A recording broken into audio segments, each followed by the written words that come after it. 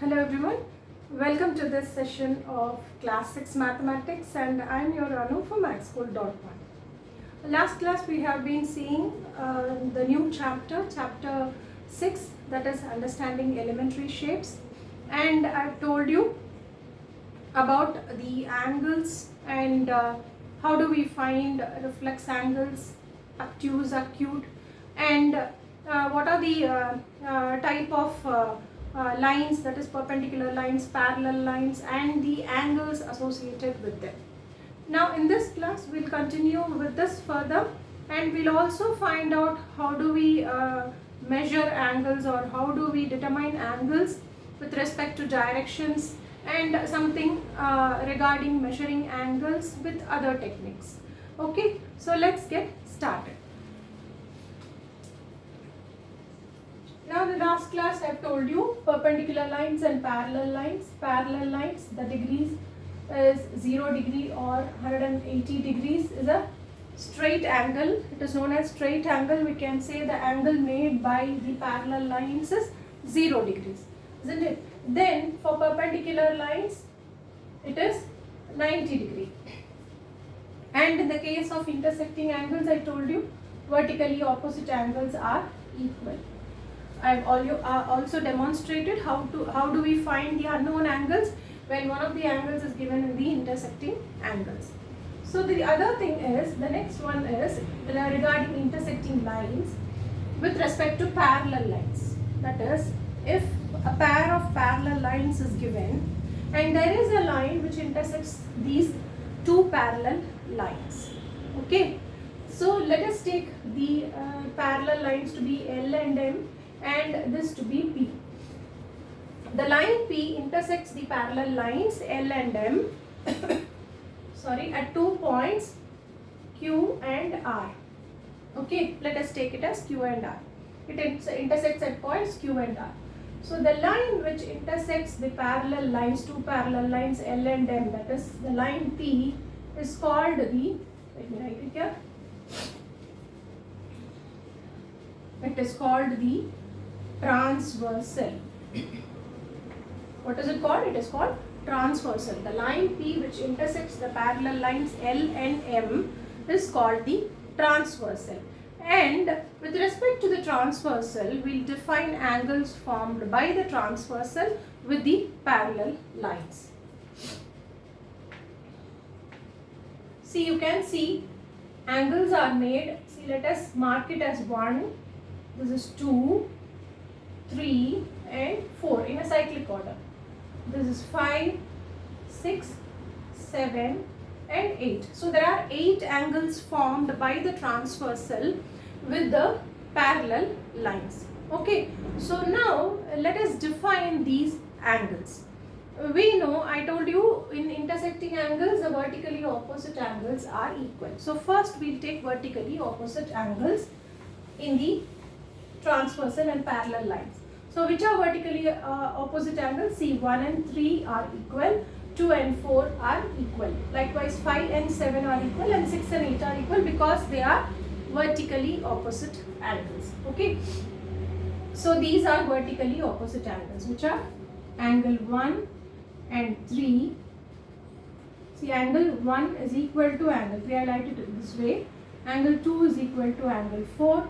Angle 5 is equal to angle 7. And angle 6 is equal to angle 8 because they are vertically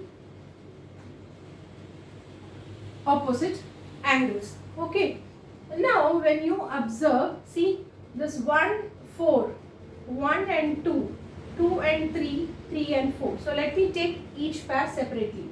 Now 1 and 2, 1 and 2, 3 and 4, 3 and 4, 1 and 4 again, and then 2 and 3.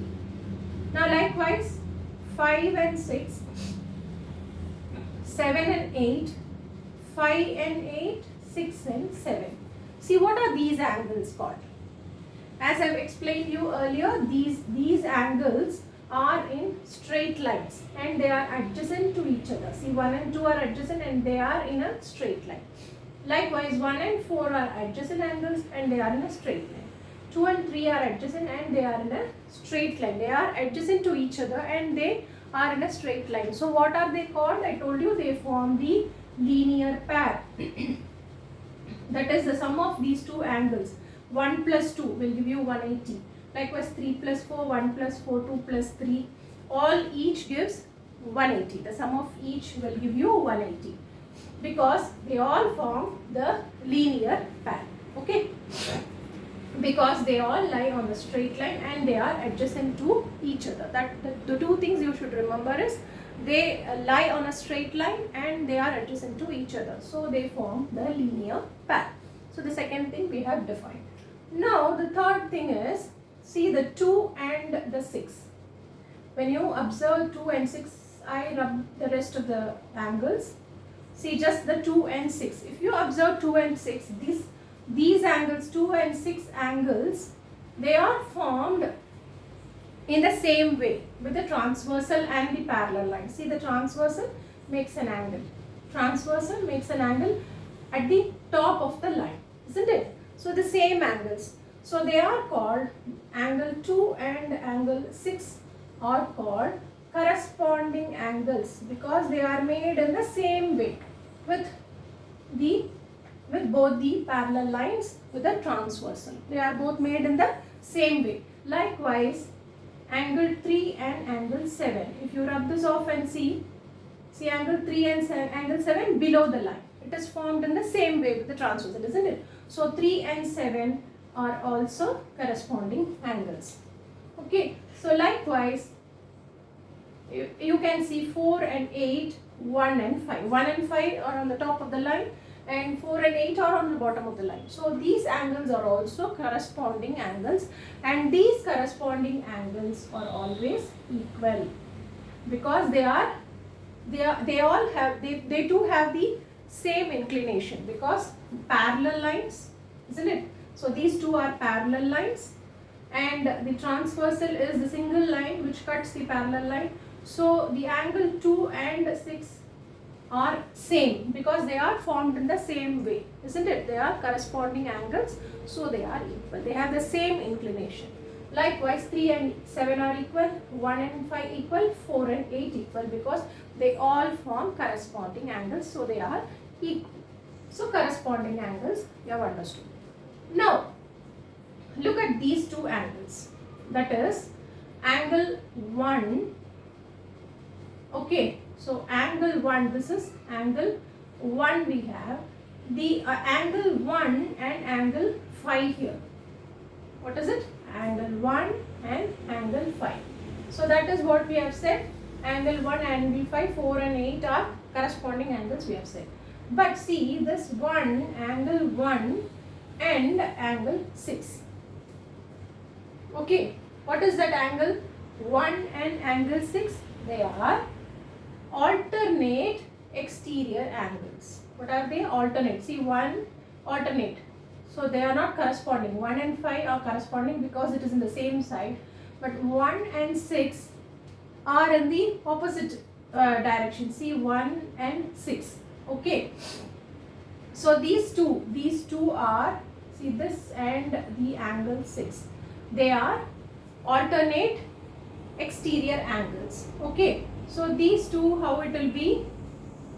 They are, this 1 and 6 are supplementary. Okay, because, why is it so? Because 1 and 7, when you say 1 and 7, I write it here, angle 1 and 7. Okay, see this angle 1 and 7, I put it in a darker line, 1 and 7. Likewise, 2 and 8. Okay, so these two are alternate exterior angles. 1 and 7, 2 and 8 are alternate exterior angles. Likewise, if you see here 3 and 5, 4 and 6. Okay, 3 and 5, 4 and 6. Let me write it here, 3 and 5, 4 and 6. Likewise, 1 and 7, 2 and 8. They form pairs. What are they? 1, see the line is here. and to the exterior of the line 1 is there, and 7 is here, 7 angle 7 is here, this is exterior of this angle. So 1 and 7, likewise 2 is also exterior to the angle and 8 is exterior, that is away from the angle. Okay, within the angle, when you see 5, 6, 4, 3 are within the angle, but the alternate angles are 4 and 6 are alternate and 3 and 5 are alternate. Do you understand? So they are alternate alternate exterior and this is alternate interior. So these angles are also equal. Alternate exterior and alternate interior angles are also equal. So this 1 and 7, 2 and 8 are equal, and 4 and 6 are equal, 3 and 5 are equal. Okay. So now we can say that as this 1 and 7 are equal, the 6 and 7 are linear pair, isn't it? Because they lie on a straight line and they sum up to 180 degrees. So now 1 and 6 are supplementary. That is what I meant. 1 and 6 are supplementary, but we need not go deep into that. You just understand 1, 7, 2, 8 are alternate exterior, 3, 5, 4 and 6 are alternate interior angles. So this is what we learn about the parallel lines, and the line intersecting it is called a transversal, and the angles made by the transversal. Okay.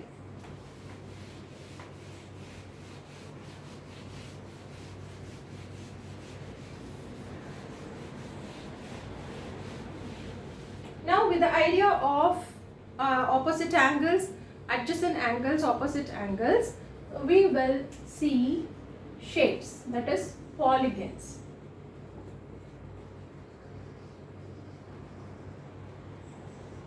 Okay, so let us first take triangle, which is a three-sided polygon, and this is a polygon which is made up of least number of sides, isn't it?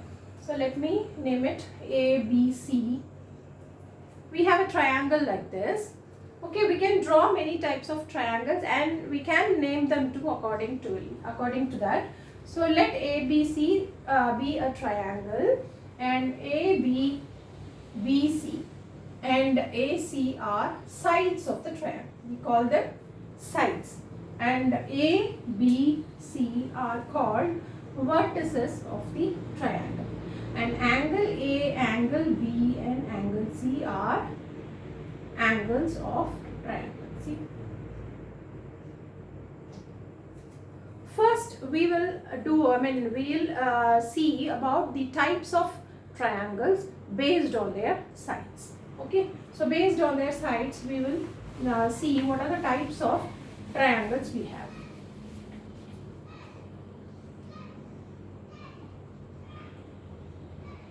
Okay, so this is ABC. The first condition is if two sides are equal. If any two sides are equal. See, if AB is equal to AC, if I draw this triangle as, let me draw triangle like this. So I say AB is equal to AC, AB is equal to AC, two sides are equal, then that triangle is called isosceles triangle. Okay, so this is called isosceles triangle. Now the second type is if all the sides are equal. If all the sides are equal, then that triangle is called equilateral triangle. Equilateral triangle, all sides are equal. So that is equilateral triangle. If all the sides are not equal, if all the sides are different or not equal, then that type of triangle is called a scalene triangle. So these are the types of triangles we have according to the sides. So if two sides are equal, it is called isosceles. If all the sides are equal, it is called equilateral. And if all the sides are different, it is not same, then it is called a scalene triangle. Do you understand? So this is the type of triangles regarding the sides. Now, depending upon the angles, based on angles, how do we define them? I mean, how do we classify them? When the angles are acute, when the angles of a triangle are made of acute angles, then that is called an acute angled triangle. But before knowing the types of triangles according to the angles, let me tell you one thing. See, all the angles, see, there are three angles in a triangle, three sides. If there are three sides, there are three angles in a triangle. So there are three sides in a triangle. Let us name it as A, B and C, and angle A plus angle B plus angle C should always be equal to 180 degrees. So that is the sum angle property or angle sum property of the triangle. Okay. So all this, I mean, the sum of all the angles in a triangle should always be equal to 180 degree. If it is not equal to 180 degree, even if 1 degree is less or 1 degree is more, you will not be able to construct a triangle. So accordingly, when all the angles are acute angle, so and provided the sum of all angles is 180, then the triangle is called acute angle triangle. If one of the angles is obtuse, then it is called obtuse angle triangle, because all the angles cannot be obtuse, isn't it? They can be acute, all the angles can be acute, but all the angles cannot be obtuse, because if one is obtuse, it is more than 90 degrees, isn't it? So more than 90 degrees, then the rest of the angles should definitely be acute only. So obtuse angle, if one of the angles is obtuse angle, then it is known as obtuse angle triangle. It will be somewhat like this. See, it will be like this. You can very well see these two angles are acute and this is obtuse, isn't it? So this is obtuse angle triangle, and if one of the angles is 90 degrees, okay, one of the angles is 90 degrees, then that is called a right angle triangle. So these are the types of triangles we have in based on the angles. And here too, if all the angles are equal, see, if all the angles are equal, then the triangle is called equilateral triangle. Here too it is known as equilateral triangle. Why it is given the same name? Just like all the sides are equal, all the angles are equal, it is also called equilateral triangle. Why? Because when the sides are equal, see A, B, C, when the sides are all equal, then the angles opposite to them, see, angle opposite to AB is C, angle opposite to BC is A, and angle opposite AC to B. Okay, when sides are equal, the angle opposite to them are also equal. So hence the common name of equilateral triangle applies to both when angles are same as well as sides are same. We have the same name, that is equilateral triangle. Do you understand? So this is how we classify triangle on the basis of its sides and the angles. Understand?